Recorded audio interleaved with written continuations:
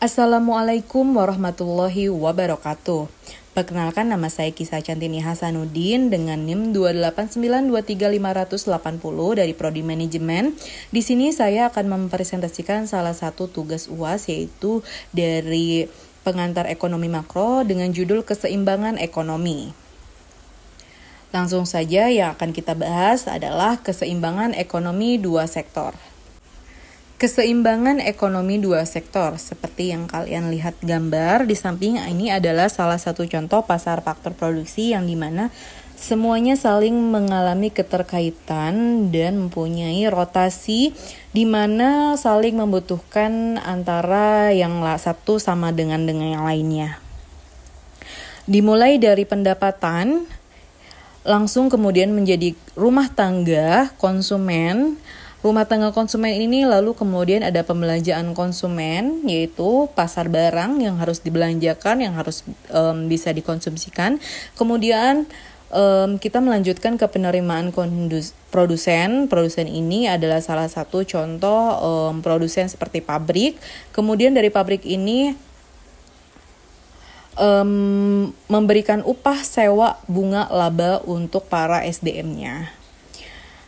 Perekonomian dua sektor adalah perekonomian yang terdiri dari sektor rumah tangga dan perusahaan. Ini berarti dalam perekonomian itu dimisalkan tidak terdapat kegiatan pemerintah maupun perdagangan luar negeri.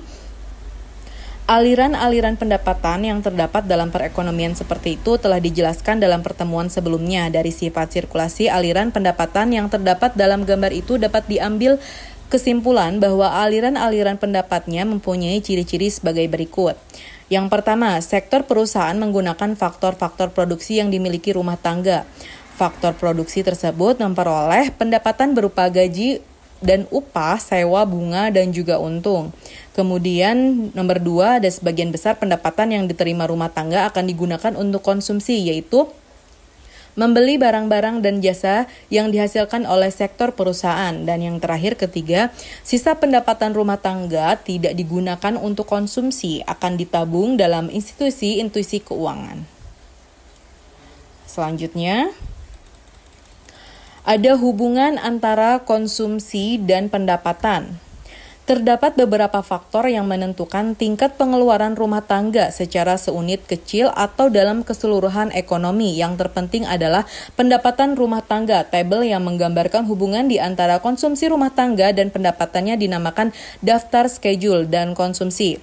Daftar konsumsi pada dasarnya menggambarkan besarnya konsumsi rumah tangga pada tingkat pendapatan yang berubah-ubah. Misalnya seperti dapat dilihat dalam tabel 4.1 ini, pada waktu pendapatan seseorang adalah 500.000, konsumsinya adalah 500.000. Pada waktu pendapatan 900.000, konsumsinya juga 800.000. Namun secara terperinci menunjukkan hubungan di antara tingkat pendapatan disposable dengan pengeluaran konsumsi dan tabungan rumah tangga. Dalam kolom 1, pendapatan disposable ini ditunjukkan berbagai tingkat pendapatan yang mungkin diterima oleh suatu rumah tangga. Sedangkan dalam kolom 2-nya, pengeluaran konsumsi akan dilakukan oleh rumah tangga tersebut. Jumlah tabungan atau kelebihan pendapatan sesudah melakukan pengeluaran konsumsi yang akan dilakukan oleh rumah tangga pada berbagai tingkat pendapatan yang mungkin diterimanya ditunjukkan dalam kolom 3. Kemudian selanjutnya contoh angka yang dibuat pada dalam tabel 4.1 adalah contoh yang memberikan gambaran mengenai ciri-ciri khas dari hubungan di antara pengeluaran konsumsi dan pendapatan disposable seperti yang baru diterangkan di atas. Ciri-ciri yang digambarkan dalam tabel 4.1. Yang pertama, pada pendapatan yang rendah, rumah tangga mengorek tabungan. Nah, pada waktu itu rumah tangga tidak memperoleh pendapatan, yaitu pendapatan disposable adalah 0. Diartikan sama dengan YD sama dengan 0. Kemudian pengeluaran konsumsi adalah 125.000. Ini berarti rumah tangga harus menggunakan harta atau tabungan masa lalu untuk membiayai pengeluaran konsumsinya. Tabungan negatif atau mengorek tabungan di saving akan selalu dilakukan oleh rumah tangga apabila pendapatannya masih di bawah 500.000.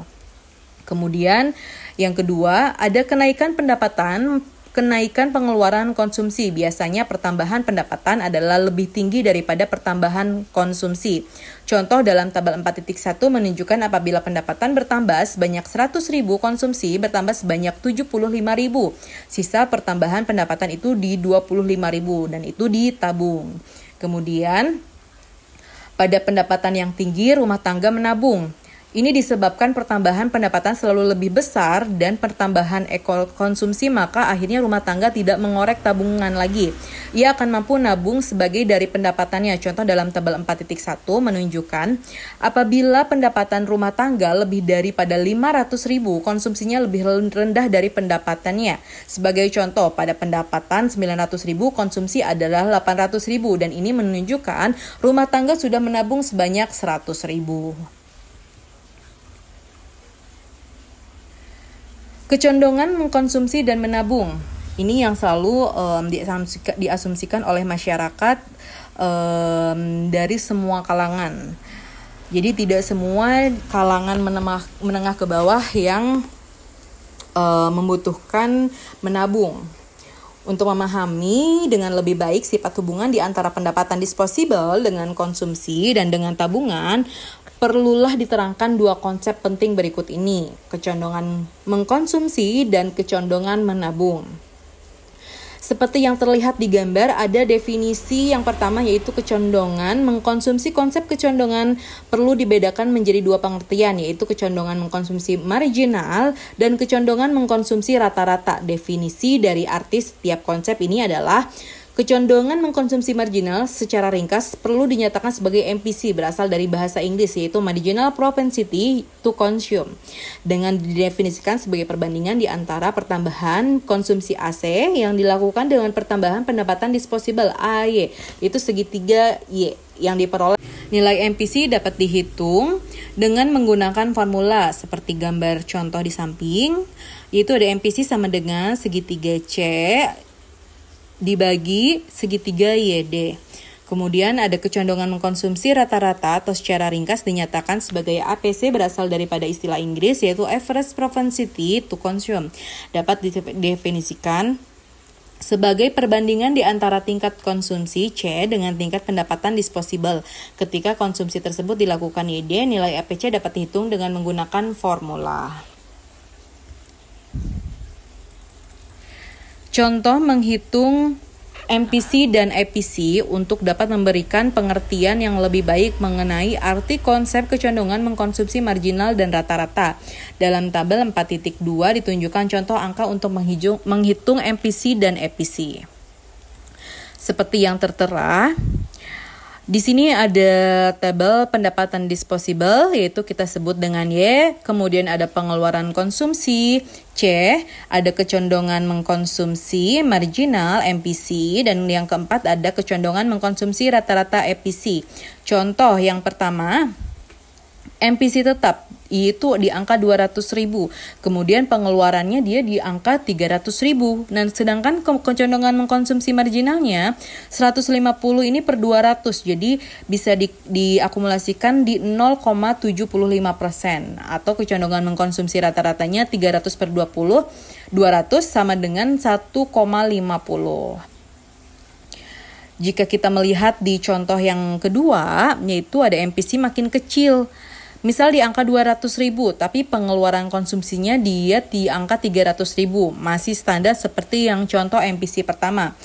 Kemudian, tapi untuk kecondongan mengkonsumsi marginalnya, dia ada di angka 160 per 200, yang dimana bisa diakumulasikan yaitu di 0,80, atau 300 per 200 sama dengan 1,50. Nah, disposable dalam kolom 1 bertambah sebanyak 200.000, misalnya dari 400.000 menjadi 600.000. Ini mengakibatkan konsumsi yang ditujukan dalam kolom 2 juga senantiasa bertambah sebanyak 150.000 dan 450.000 menjadi 600.000, maka MPC yang ditunjukkan dalam kolom 3 adalah 0,75 dan ini dibuktikan oleh perhitungan berikut. Contoh seperti yang terlihat ada MPC sama dengan segitiga C dibagi segitiga YD, yaitu kita sebut saja 150.000 dibagi 200.000 itu bisa di angka 0,75.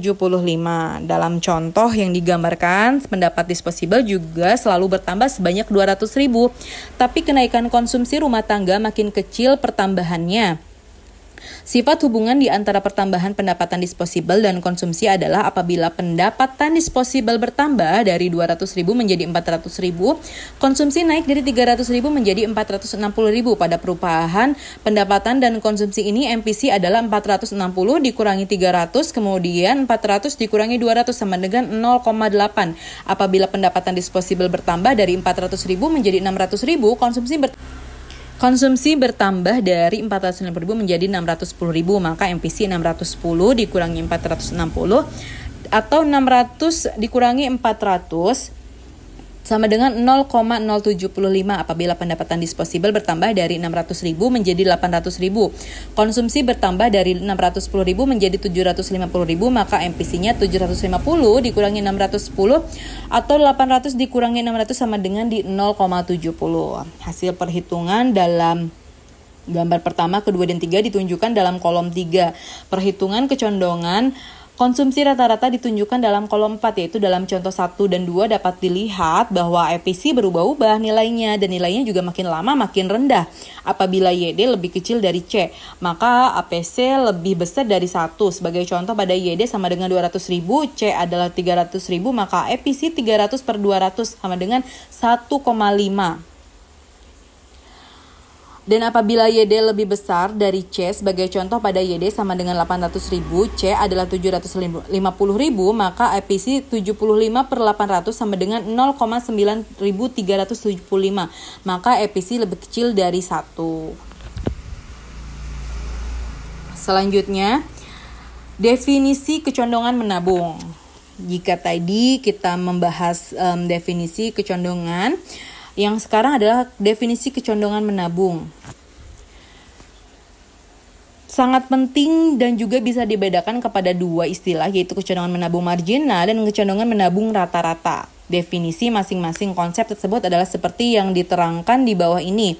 Kecondongan menabung marginal atau secara ringkas MPS dari perkataan marginal propensity to save dapat didefinisikan sebagai perbandingan di antara pertambahan tabungan segitiga S dengan pertambahan pendapatan disposable YD. Nilai MPS dapat dihitung dengan menggunakan formula MPS sama dengan S dikurangi dibagi YD. Kecondongan menabung rata-rata atau secara ringkas PS dari perkataan average propensity to save menunjukkan perbandingan di antara tabungan S dengan pendapatan disposable YD. Nilai EPS dapat dihitung menggunakan formula EPS S sama dengan YD. Contoh, ini contoh menghitung MPS dan EPS. Contoh untuk menghitung EPS dan EPS ditunjukkan dalam tabel 4.3. Dalam contoh 1 dimisalkan pendapatan disposable mengalami pertambahan yang tetap besarnya dan nilai pertambahan adalah 200.000. Nilai pendapatan disposable adalah seperti yang digunakan dalam tabel 4.2.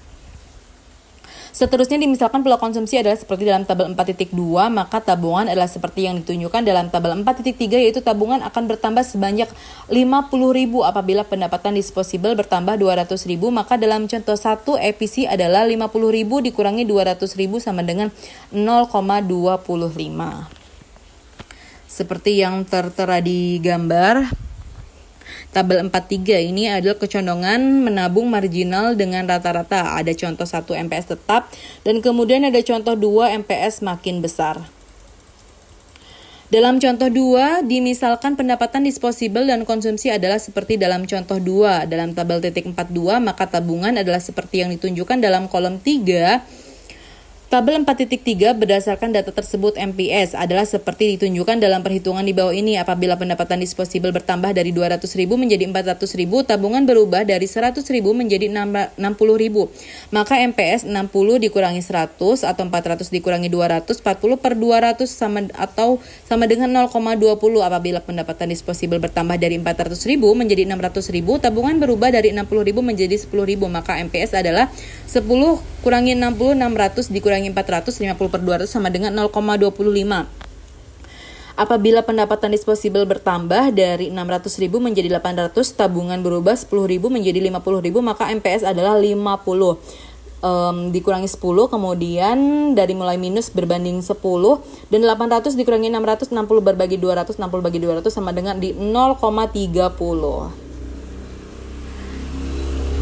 Hasil yang diterangkan dalam 1, 2, dan 3 ditunjukkan dalam kolom 4. Dalam kolom 5 ditunjukkan perhitungan untuk memperoleh nilai APS dari perhitungan dibuat dengan menggunakan formula APS sama dengan S atau YD. Dapat dilihat bahwa nilai APS semakin besar apabila pendapatan disposibel bertambah. Pada mulanya nilainya negatif karena rumah tangga masih mengorek tabungan atau melakukan de-saving dalam contoh 1 hingga pendapat 600.000 rumah tangga masih melakukan mengorek tabungan. Di bawah ini ditunjukkan 2 contoh tabungan EPS 1, 2, 3. Contoh pendapatan disposibel adalah 200.000, tabungan adalah 100.000, maka APS adalah 100 per 200 sama dengan 0,5. Dalam contoh 2, apabila pendapatan disposibel adalah 400.000, tabungan adalah 60.000, maka APS-nya adalah 60 per 400 sama dengan di angka 0,15.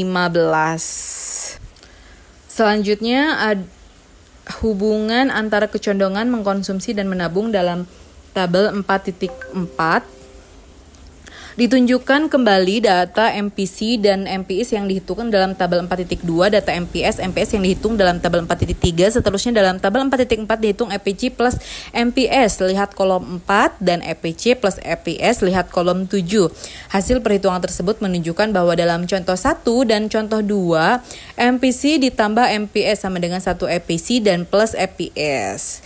Berdasarkan pada perhitungan tersebut, dapatlah dibuat rumusan yang berikut dalam setiap nilai MPC dan MPS, yaitu apakah nilainya tetap contoh 1 atau berubah contoh 2. MPC plus MPS akan selalu sama dengan 1 dalam setiap nilai EPC dan EPS, yaitu apakah APC dan EPS adalah tetap contoh 1 atau berubah contoh 2. EPC plus EPS akan selalu sama dengan 1.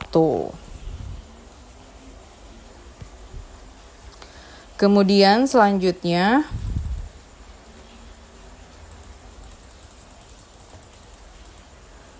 ini adalah salah satu pembuktian rumusan apabila rumah tangga mengalami kenaikan pendapatan, maka konsumsi dan tabungannya akan bertambah. Hubungan di antara pertambahan pendapatan, pertambahan konsumsi, dan pertambahan tabungan dapat dinyatakan dengan menggunakan persamaan berikut. YD sama dengan C plus S. Apabila masing-masing komponen dari persamaan di atas dibagi oleh YD, maka akan diperoleh YD dibagi YD sama dengan AC bagi YD ditambah AS YD. Dengan demikian persamaan di atas dapat dirubah menjadi MPC plus MPS.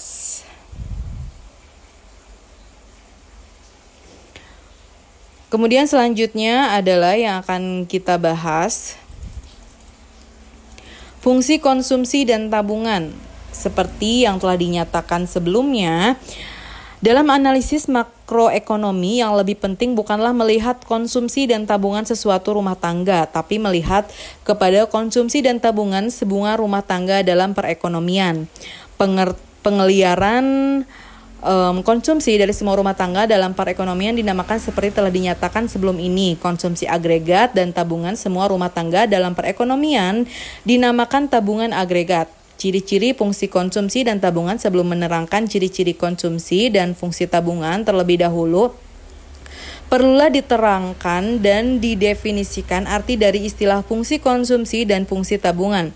Fungsi konsumsi adalah suatu kurva yang menggambarkan sifat hubungan antara tingkat konsumsi rumah tangga dalam perekonomian dengan pendapatan nasional atau pendapatan disposibel perekonomian tersebut.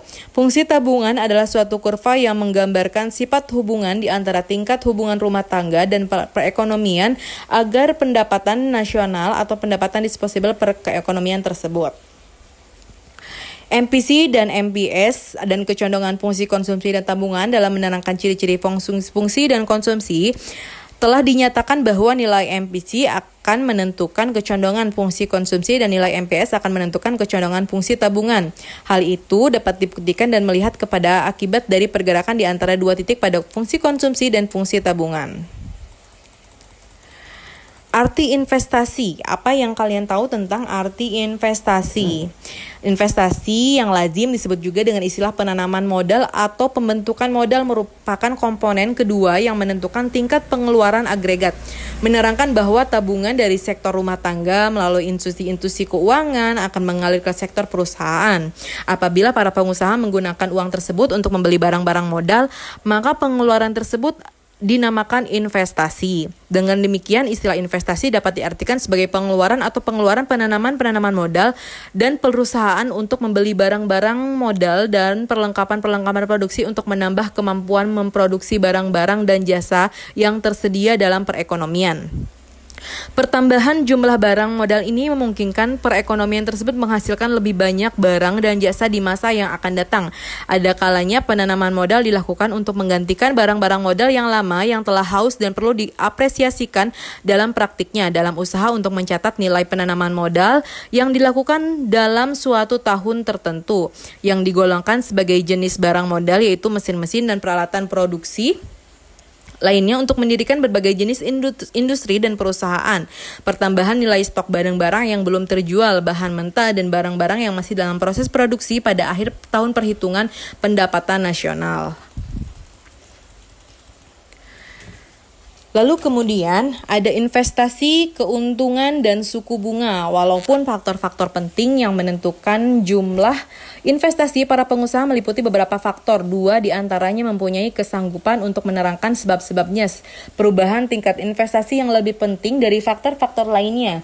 Faktor tersebut adalah tingkat keuntungan yang diramalkan dalam suku bunga. Ramalan mengenai keuntungan masa depan akan memberikan gambaran kepada para pengusaha mengenai jenis-jenis investasi yang mempunyai prospek yang baik untuk dilaksanakan dan besarnya investasi yang harus dilakukan untuk mewujudkan tambahan barang-barang modal yang diperlukan. Sedangkan suku bunga menentukan jenis-jenis investasi yang akan memberikan keuntungan kepada para pengusaha dan dapat dilaksanakan.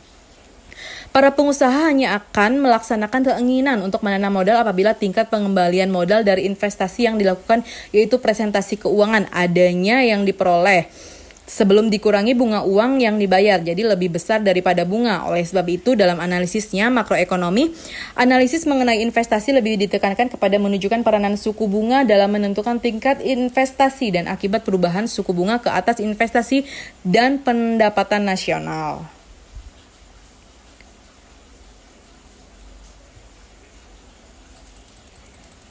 Fungsi investasi seperti yang terlihat gambar di atas ini adalah salah satu contoh kurva tangga, maka semakin naik semakin ke atas itu semakin subur. Jadi kurva yang menunjukkan perkaitan di antara tingkat investasi dan tingkat pendapatan nasional dinamakan fungsi investasi. Bentuk fungsi investasi ini dapat dibedakan menjadi 2, yaitu sejajar dengan sumbu datar atau bentuknya naik ke atas sebelah kanan, yang berarti makin tinggi pendapatan nasional maka makin tinggi investasi. Kemudian fungsi kurva investasi yang sejajar dengan sumbu datar dinamakan investasi otonomi atau fungsi investasi yang semakin tinggi. Apabila pendapatan nasional meningkat dinamakan investasi terpengaruh. Dalam analisis makroekonomi biasanya dimisalkan bahwa investasi perubahan bersifat investasi ekonomi. Dan ini adalah bentuk dan kedudukan investasi mengapakah dalam analisis makroekonomi yang diperhatikan dalam investasi otonomi. Analisis makroekonomi tidaklah mengabaikan pengaruh tingkat pendapatan nasional kepada investasi.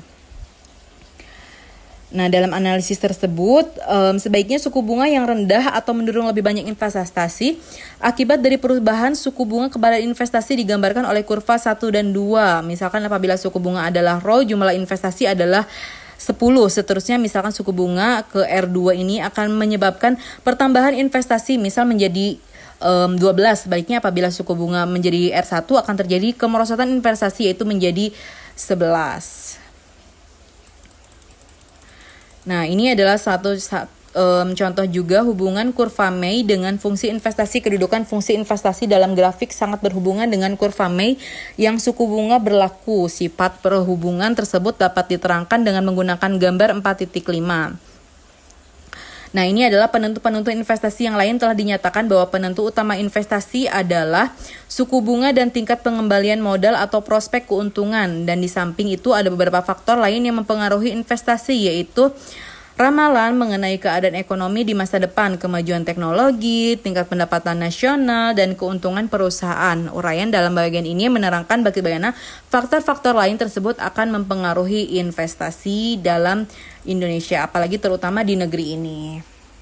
Jadi sangat penting sekali mulai dari kita belajar menabung, bahkan atau kita menyukai investasi di era yang seperti ini, itu lebih penting ya, dibanding kita harus menghaburkan uang dengan suatu hal atau membeli hal yang tidak terlalu penting. Baiklah, terima kasih. Sekian presentasi dari saya. Mohon ditinjau kembali untuk Pak Hendra. Wabillahi taufiq wal hidayah. Wassalamualaikum warahmatullahi wabarakatuh.